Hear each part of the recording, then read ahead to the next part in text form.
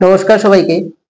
দেখো, কালকে আমরা প্রিভিয়াস ক্লাসে আমরা কি করেছিলাম, w f vector dot s vector এই ফর্মুলাটা আমরা কালকে ডিরাইভ করেছিলাম, কিন্তু আজকে এই ফর্মুলার উপর কিছু আমরা নিউমেরিক্যালস করব। তো এখানে 4টি নিউমেরিক্যালস আছে এবং আমি এই নিউমেরিক্যালস গুলো ছায়া প্রকাশনী বই থেকে নিয়েছি। ছায়া প্রকাশনী, তোমরা চাইলে দেখতে পারো। তো প্রথম কি আছে, প্রথম নিউমেরিক্যালসটা কি আছে দেখো, কি বললো, একটি কণার উপর এত নিউটন বল প্রযুক্ত হওয়ায় কণাটির সরণ এত বিন্দু থেকে এত বিন্দুতে স্থানান্তরিত হলো। তো কি বললো দেখো, একটা বস্তু আছে, ঠিক আছে, এই বস্তুর উপর এফ ভেক্টর একটা বল পড়লো, কত, 5i cap plus 2j cap plus 3k cap. বলটা 3D তে দেওয়া আছে, থার্ড ডাইমেনশনে, ত্রিমাত্রিক বল।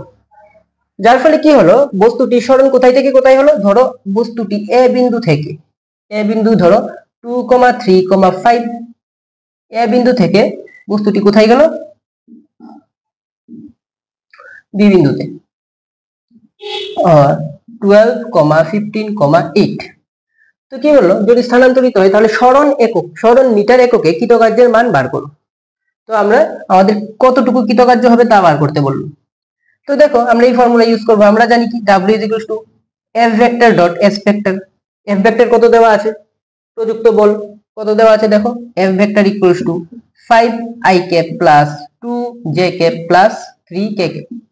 এখন প্রশ্ন হচ্ছে যে s vector কিভাবে বেরোবে, এখানে s হচ্ছে কি তোমাদের সরণ। তো আমরা পড়েছি যে ক্লাস 11 এর প্রিভিয়াস ভেক্টরে আমরা করেছি যে দুটি বিন্দুর স্থানাঙ্ক যদি দেওয়া থাকে, ধরো এটা a এটা b, স্থানাঙ্ক ধরো এখানে x1, y1, z1, এটা হচ্ছে কি x2, y2, z2, দুই বিন্দু স্থানাঙ্ক যদি দেওয়া থাকে, তাহলে এই দুই বিন্দুর মধ্যবর্তী দূরত্বকে আমরা কিভাবে লিখতে পারি, s কে আমরা কিভাবে লিখতে পারি, root over of x2 minus x1 তার whole square plus y2 minus y1 তার whole square plus z2 minus z1 তার হোল স্কয়ার। কিন্তু এটা তো ম্যাগনিটিউডে চলে আসছে, আমাদের কি লাগে, আমাদের ভেক্টর লাগে। তো ভেক্টর আমরা কিভাবে বার করব, সিমিলারলি x2 minus x1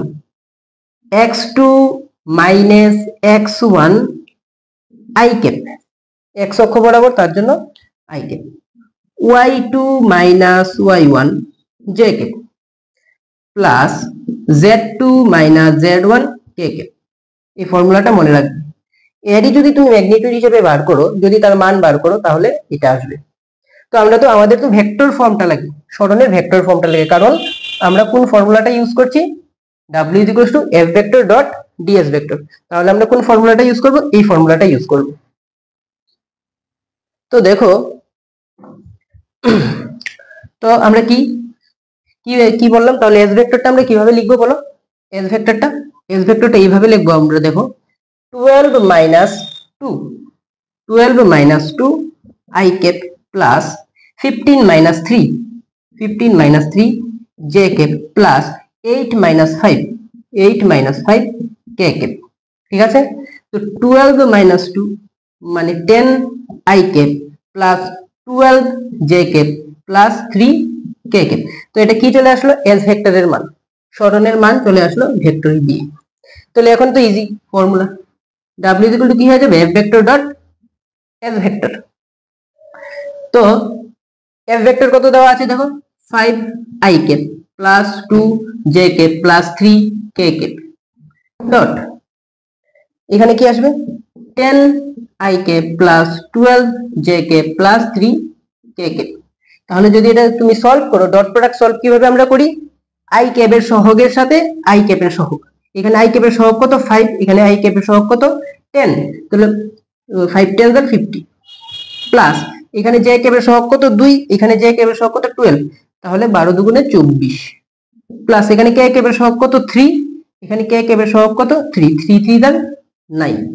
এটা ক্যালকুলেশন করলে কত আসবে, 50 প্লাস 9 4 13 13 3 হাজার 3, তাহলে কি চলে আসলো এখানে 3 আর 8, এত চলে 83 চলে। এটা হচ্ছে গিয়ে তোমাদের ফার্স্ট কোশ্চেনের আনসার 83 জুল।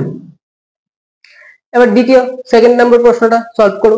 সেকেন্ড নাম্বার প্রশ্নটা সলভ করো। দেখো সেকেন্ড প্রশ্নটা এবার কি বললো, সেকেন্ড প্রশ্নটা এইভাবে বললো, দেখো কি বললো, দেখো আবার সেম আগের মতোই, এফ স্থির মানের একটি বল একটি কণার উপর ক্রিয়া করছে, যার ফলে বস্তুর সরণ এইখান থেকে r1 থেকে কোথায় হলো r2। এবার কিন্তু কোঅর্ডিনেট হিসাবে দেওয়া হয়নি, এবারে ভেক্টর হিসাবে দেওয়া আছে। যদি ভেক্টর হিসাবে দেওয়া থাকে তাহলে আমরা কিভাবে করব, এখান থেকে তোমরা বুঝতে পারবে। তো কি বললো, আবার সেম এই একটা ধরো পার্টিকেল আছে, এর উপর এফ বল প্রয়োগ হচ্ছে। এফ বল প্রয়োগ, এফ বলের মান কত 3i cap plus 5j cap, 3i cap plus 5j cap প্রয়োগ হওয়ায় বস্তু সরণ কতটুকু কোথায় থেকে কোথায় হলো, কোথায় থেকে কোথায় হলো r1 ভেক্টর থেকে, r1 ভেক্টর থেকে কোথায় হলো r2 ভেক্টর, r2 ভেক্টর হলো। তো r1 এবং r2 ভেক্টরের মান দেওয়া আছে। তো r1 ভেক্টর কত দেওয়া i cap plus 3j cap, আর r2 ভেক্টরের মান কত দেওয়া, দেখো r2 ভেক্টরের মান কত দেওয়া 2i cap plus 4j cap. এবার প্রশ্ন হচ্ছে এর আগে কোঅর্ডিনেট অনুযায়ী দেওয়া ছিল, কিন্তু এবার ভেক্টর হিসেবে দেওয়া আছে, তাহলে আমরা কিভাবে সলভ করব, একদম ইজি।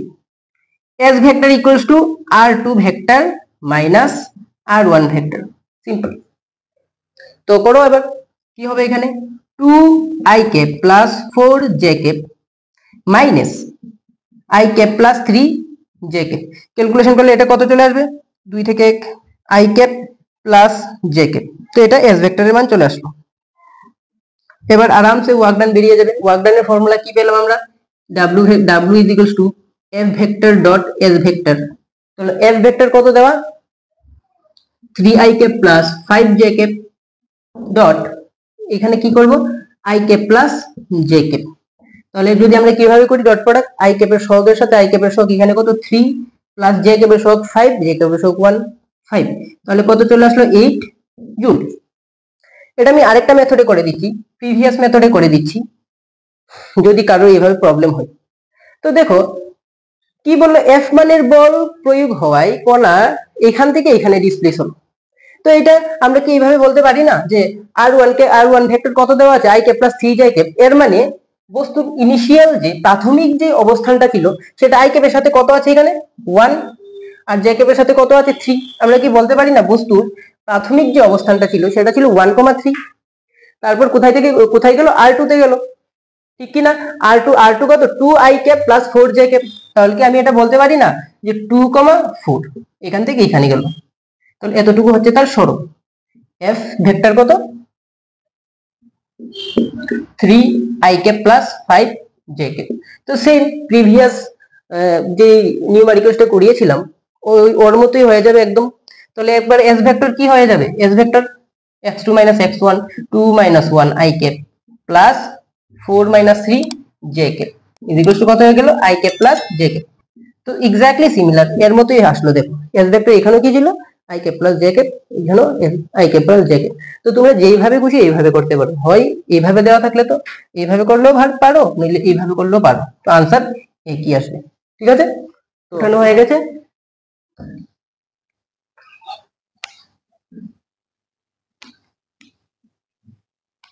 দেখো এবার থার্ড নাম্বারের যে নিউমেরিক্যালসটা কি বললো, শুধুমাত্র জেড অক্ষ বরাবর চলনক্ষম একটি কণার উপর স্থির মানের বল প্রযুক্ত হচ্ছে।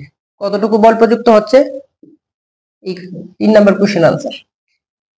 তো ধরো এই একটা হচ্ছে গিয়ে বস্তু, বস্তুর উপর কতটুকু বল প্রযুক্ত হচ্ছে, f vector is equals to f vector equals to ধরো f ভেক্টর ইকুয়ালস টু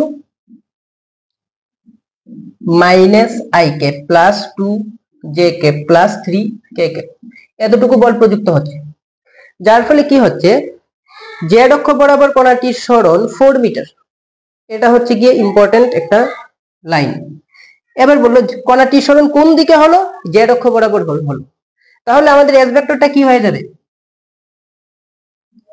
কতটুকু সরণ হলো 4 মিটার, তাহলে তার মান ম্যাগনিটিউড কত 4 মিটার, এটা তো আমরা আমাদের জানা গেল। কিন্তু ঘটনা হচ্ছে গিয়ে এবার ভেক্টর কোন i cap j cap k cap কোনটা দেব।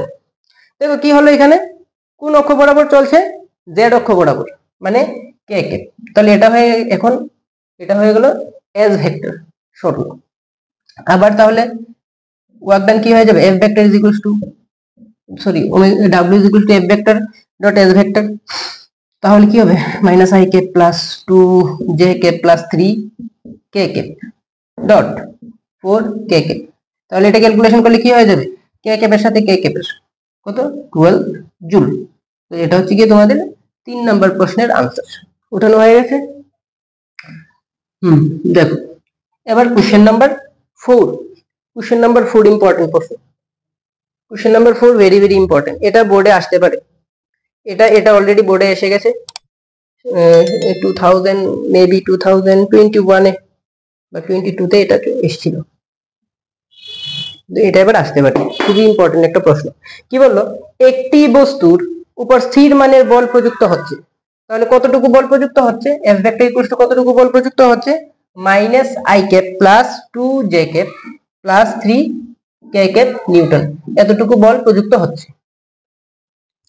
তো এই বল দ্বারা জেড অক্ষ বরাবর এবং তার ওয়াই অক্ষ বরাবর, জেড অক্ষ বরাবর এবং তার ওয়াই অক্ষ বরাবর 3 মিটার সরাতে কৃতকার্যের পরিমাণ কত, জেড অক্ষ বরাবর 4 মিটার হবে, জেড অক্ষ বরাবর 4 মিটার ও তার উপর ওয়াই অক্ষ বরাবর 3 মিটার সরাতে কৃতকার্যের পরিমাণ হবে। তাহলে এস ভেক্টরটা কি হবে বলো, এস ভেক্টরটা কি হবে, জেড অক্ষ বরাবর কত মিটার, 4 মিটার, মানে জেড অক্ষ বরাবর 4 কে ক্যাপ প্লাস ওয়াই অক্ষ বরাবর কত মিটার, 3 মিটার, ওয়াই অক্ষ মানে 3 জে ক্যাপ। তো এস ভেক্টর আমরা পেয়ে গেলাম। তাহলে ওয়ার্ক ডান কি হয়ে যাবে, এখানে ওয়ার্ক ডান হয়ে যাবে F vector dot S vector, F vector dot কত হয়ে যাবে, এস ভেক্টর। তো এফ ভেক্টর ডট এফ ভেক্টরের ভ্যালু বসাবো এখানে, I cap plus 2 J cap plus 3 K cap dot 3 J cap plus 4 K cap. তাহলে ক্যালকুলেশন করলে কি চলে আসবে, 3 টু দ্য 6 প্লাস 12 মানে 18 জুল ওয়ার্ক ডান চলে আসে। তো এটা খুবই একটা ইম্পর্টেন্ট প্রশ্ন, উঠাও।